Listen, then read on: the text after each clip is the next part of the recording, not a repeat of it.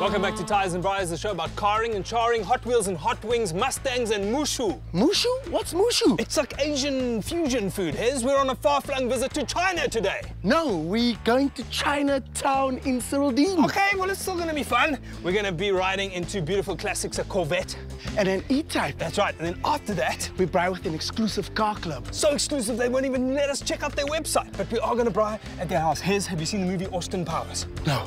Yeah, it's amazing because he rides in an E-Type, but they call it a Jaguar. Do you know why? Why? Because he's the spy who Jaguared me. Hi, my name is Chad Wenzel. My name is Jason Javier, and we are car fanatics. No, we're car nuts. That's also true.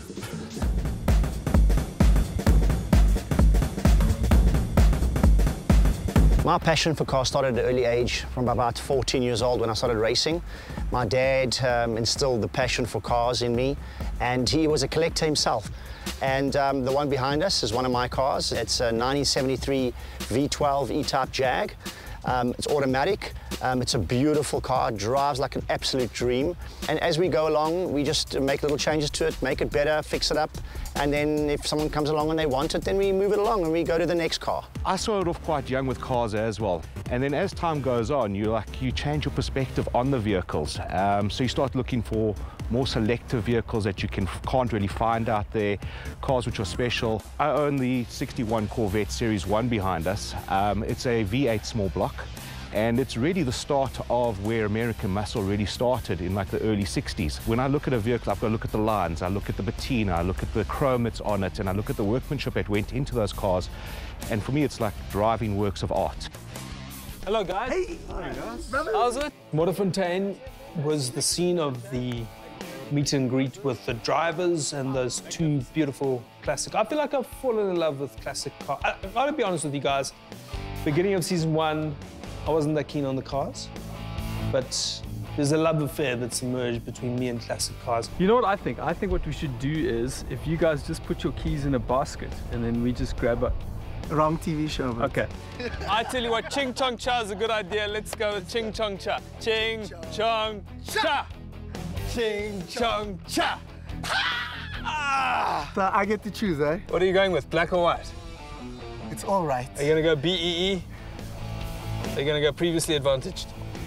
I'll go previously advantaged. Damn you! Yes, me. Okay, let's go, Jason. Let's go. You guys are awesome. Left-hand drive. Left-hand drive. I get in the slide over This here. is normal side drive. Normal side.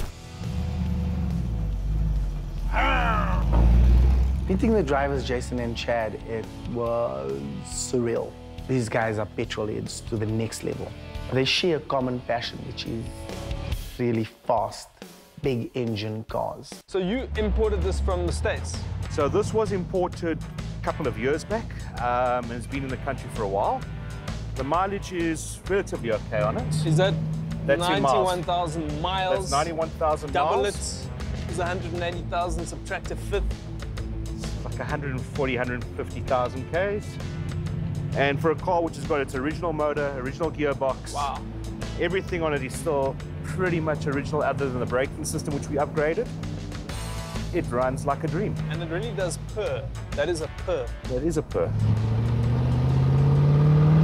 Beautiful. See, there's the grunt. I was in fact very happy to get into the Corvette. Beautiful car. Only problem with the Corvette, luckily it wasn't summer rainfall, because the Corvette is very leaky, mainly because it doesn't have a roof. Because this is all gloss. Yeah, This it's is all cool, style. Smooth, no vibration. What turns you on about this? Yeah, it is. I don't know. I think it's because it's so kind of relaxing to drive. So in one way, I like it because that's the vibe I get from it. It's like a chilled vibe, you know. Like those cars are very different. Like the muscle cars are very different. Yeah. It's more an aggressive vibe. You know what I mean? This is like yoga almost. And that's karate. Yeah, it's exactly what that is. First time I've been to Chinatown, and beautiful, you drive under the dramatic arch, drive in there, and just suddenly Chinese culture signs. Chinatown is where I go. I love Chinese food. I love Asian food because it's essentially a hub where Asian people congregate. Nik, welcome Chinatown, Cyrildene. Thanks. This is where I come for Asian produce. All the things you can't get at your friendly grocer, you know. I can get cauliflower at my grocery. Yes, you can get cauliflower at your grocer, but can you get mushrooms this size? No. Eh? That was amazing.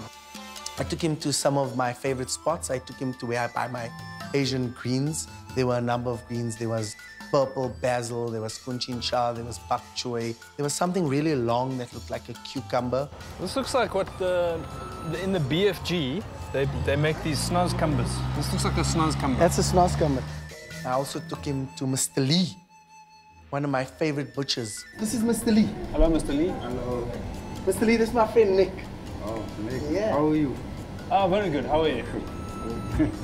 It was really cool showing Nik that some of the food there is so beautiful. It is so amazing. You know what is very awesome about this place? Those live crayfish. Those crayfish are very small. Yep. They come from the Cape Town. Cape Town, the sea water is cold. Cold, so that makes the crayfish smaller. They don't want to grow. They don't want to grow. Yeah. Who told you that story? The people. The people that brought that crayfish. Yeah, I think the most interesting part with the undersized crayfish, who apparently don't like the cold water in Cape Town. It stunts their growth. Who knew? So I made some patkos today. I made yakitori, which is Japanese kebabs. So I took some chicken breasts and I cut them into small little cubes. I then chopped up some green onion. I put in some chicken, thereby forming the kebab. So I used the cooking teriyaki sauce and some soya sauce.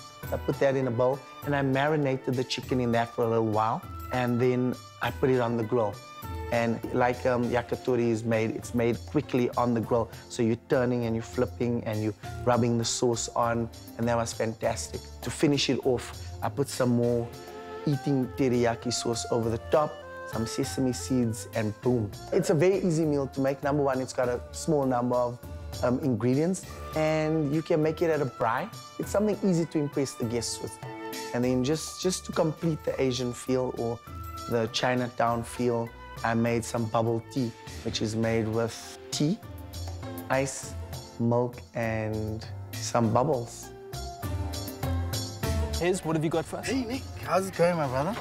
So first up, I got some bubble tea for you boys. Bubble tea? Yeah, you know, tea during the day. It's my favorite thing. Okay. This is a nice ice-cold Asian drink. And what is in the bubble tea? It's actually tea with milk and tapioca balls. Tapioca. Tapioca. Do you know that when John Lennon was first attracted to his girlfriend, he said, I would tapioca. Mahatma Gandhi also lived in Cyrildene. You know that? Seriously? Yeah. Jewish Indian. I don't think he was a Hindu. Wait till next, man. What do you think, Nik? I want to take you to my world now. The chop shop. Yeah, The wild side. the wild side.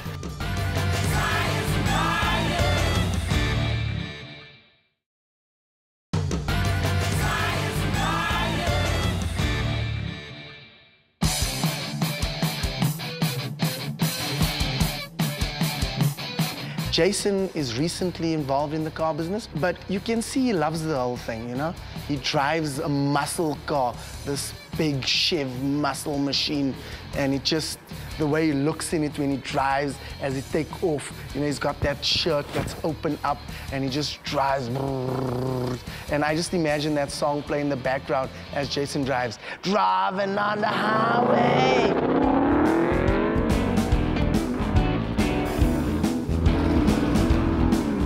We arrived here at Chad's shop, what a petrol head stream. You've got cars everywhere, stunning cars, expensive cars, cars that make you drool. I've never been in a shop like this, you know. It's only by invitation, and I can just imagine being Chad and how awesome it is working with these amazing machines. Well, this is really like South African Pimp My Ride. If there was one, this is where it would take place. And obviously we wouldn't call it Pimp My Ride, we would call it Tart Up My Tyres, or Sexify My Sedan, Prettify My Passat, Godify My Gusheshe, Hur My Wiele. Guys, welcome to my shop and to the projects that we do. Whoa, this is awesome. This is awesome. This is amazing. I feel like I'm gone in 60 seconds. You are. Do you get that feeling? You're in the middle of them. The Gone in 60 Seconds movie came with the Ford Mustang 67 Shelby, which is really what you're busy looking at here. That one, which I own, is kind of not looking the part yet, but we've given it over through to Chad and Sportech, and Chad, take us through what it's going to end up looking like. So basically, we'll pull this car apart and start again on this car, and the end result in what we're looking for is that. Chad, what else do you have on here? This place is amazing. We've got a few cars we visit at the moment. Let's take a walk and I can show you. Cool. We have a 59 Corvette stuck away in there. It sleeps here. Wow! This shop is amazing. The cars in here worth millions of rands. I don't know if you can see that red one in the background. I actually leant against that car and I got into a lot of trouble. We don't just do classic cars here. We do a lot of modern cars as well. We do body kits, we build performance exhausts, we do suspension upgrades, we do software upgrades. We're pretty much an all-in-one shop. Chad, you know, if you had to do a software upgrade on this Corvette, would you change the upholstery? I'm waiting for that. I certainly would. What else have we got? So we got a couple of modern cars here as well. These are two of our projects that we've just completed. One is an R8 and the other a GTR. They've been modified with body kits, wheels, performance upgrades, exhaust systems and software. That's basically the story. And leather interior. Wowza. So how fast is this? Fast enough. Top speed you've done in this vehicle unofficially?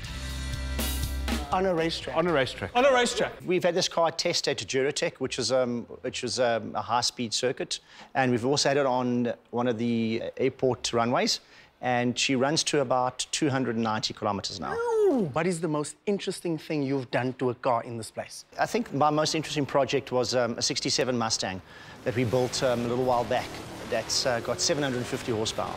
So old school car, nice and light, with all modern bits underneath it and making huge, huge horsepower. Why the passion? Why the love? We love cars and humans love cars and they love speed. So it's a constant pull towards the love of vehicles and the love of speed, the sense of freedom and the enjoyment of driving. Chad and Jason are passionate about cars. Their blood is petrol. Now and then you want to get this car on the open road. You know, you've got to maybe send someone ahead, make sure there are no cops, send another guy ahead in case he missed the cops. And then when you get arrested for going 170, say, I don't want to mention any names, me, and then the guy comes in and goes, you're under arrest, anything you say can well be against you, a court of law, but the paperwork's going to take a while, have a coffee. Has that ever happened to you, or just me? No, that's just you. I think it's just you. Just you. You're just lucky. Okay, guys. What are we going to do now? Now we are going to braai. Are you guys ready to braai? Yes, ready we to are. braai. We're not going to braai as fast as these cars No, we're go. going to stick to the speed limit. Yeah. No, Cheers. we're ready Let's to go. braai. Done. Okay. That is 60 you. lamb sausages an hour.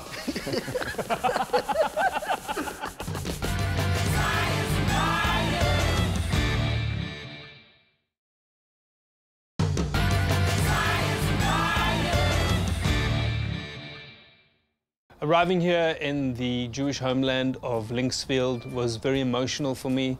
I haven't come back in many, many years to the Linksfield shtetl, and it really was a lovely experience. I felt like I should have gone to shul or at least contacted Rabbi Green or someone, but they weren't here. It's a lovely place, and I was quite excited when we drove in.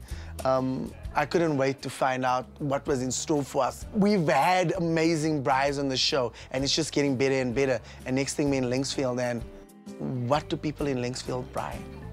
We are about to find out. Oh, look at this. Hello, welcome. Hello, guys. Hello.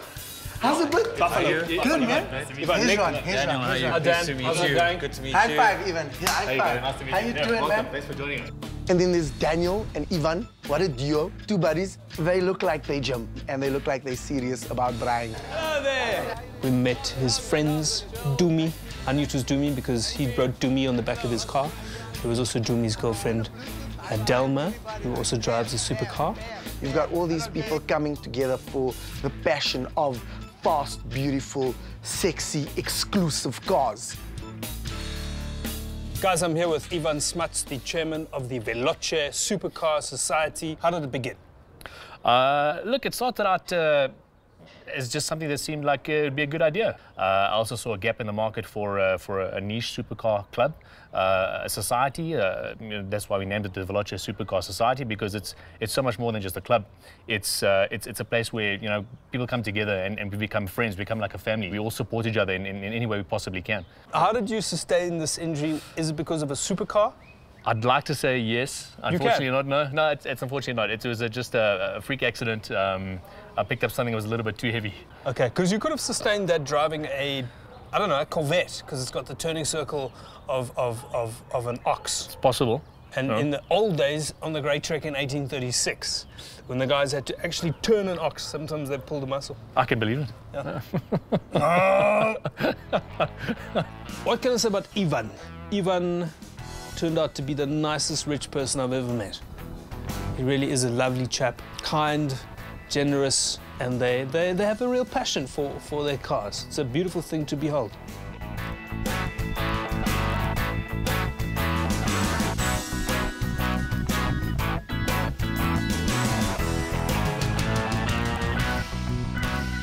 So tell me about the menu today. I'm so excited. I'm stoked, man. Well, I sort of try to work around the braai theme and more of like a tapas sort of vibe. So the idea behind tonight is I've got some beautiful picanha rumps that we're going to do on the braai. I've put some peppercorns. Argentinian. Argentinian picanha. Argentinian. Oh, yeah. yes. This is lovely. This is lovely. The picanha cut. Yeah. Got a beautiful fillet on the bone there. So Lamb? no, beef fillet. Beef fillet, So if you take it out, yeah. the fillet is actually, you'd be used to seeing that fillet, but this has kept it on the bone. So it's really nice to put on a braai. Spoke to Dan about his menu. Gee whiz, this guy spent a lot of time thinking about the braai. I mean, we spoke about the different things he made. He made a lot of condiments to go with the meat, which is it's a surprise in the show because everybody just makes the meat and then give a salad and then get on with your life. This guy was like, meat, condiments, salad, boom. That's a fantastic spread. Thank you. When do we get this on the braai? Because I want to braai. We're going to be braaiing in the next 20 minutes. Are you going to get me an apron? Of course I am. Let's go get that apron right, and braai. let's do it. Cheers, bro. Cheers. Good.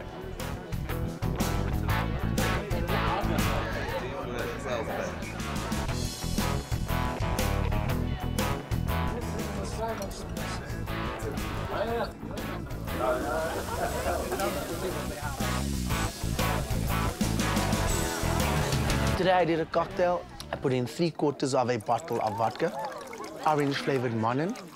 I then added 1 liter of orange juice. I added some lemon, some ice, and then some soda water. And I used some rosemary just to garnish it with some lovely pepper juice. I topped it off with bitters at the end. It was amazing. Let's try this at home. Hez, well done. You produced, I think, a really great cocktail today. The only mistake I thought you made was calling it a Juliet. I feel like yellow Lamborghini would have been just more appropriate, but I feel like we got there. It was delicious. People got into the mood. Appropriate for Linksfield. Yeah. Guys, what an awesome day in those beautiful old ladies. Do we call them old ladies? Yeah, the old Old ladies of the road. Yeah. Chad, you look fantastic. You've gone somewhere, you freshened up, you came back looking sexually frustrated. It's great to have you back. You've like, I don't know, you've washed your hair, tied your beard. It's fantastic. It reminds me of Victor Matfield, who went in the World Cup, went from being grey to black within 2 games. And I thought, there's a man willing to die for his country. But nice guys, you know, they're very excited. I mean, Dan is like king braaier. Like, you know, you get the kingfisher, you get the king clip, and then you get the king braaier, which is Dan. You know, these are just amazing guys. They're serious about braaiing. The food, awesome. Dan brought it out in these big platters. The picanha surrounded by the salad, the fillet on the bone. Dan, before you go anywhere, thank you for your spectacular work. On behalf of Tyres and Braaiers, I think we all agree you have beautiful guns, but here's some new knives. Thank you so much. Thank you, Dan. Yeah, what's that? Yeah. Thanks. Show us those guns. Show us those guns.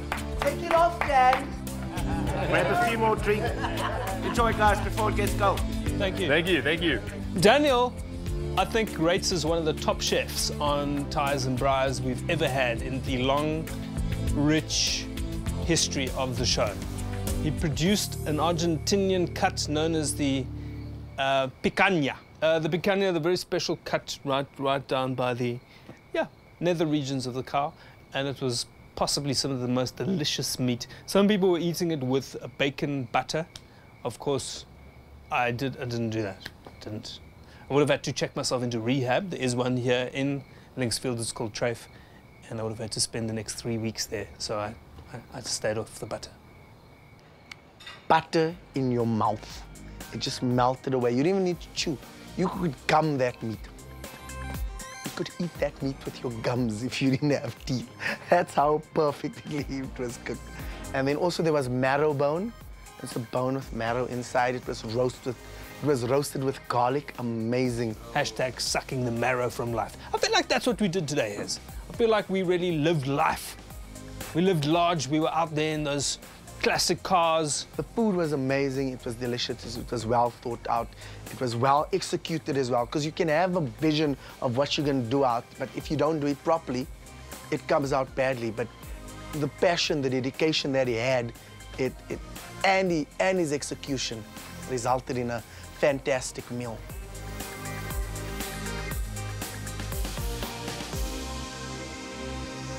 Just from the bottom of our hearts and the SABC and Tyres and Braaiers, we'd like to say thank you very much. Absolutely, thank you. Thank you very much. That's a beautiful bag you can store. My GHD.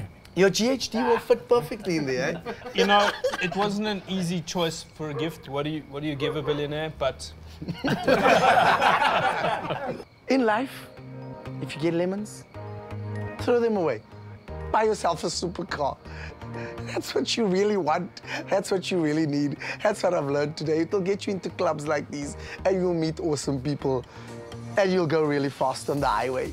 one last thing I didn't know was that the Shah of Iran actually lived in Linksfield. Did you know that? The Shah of Iran was exiled to Linksfield. Did you know that?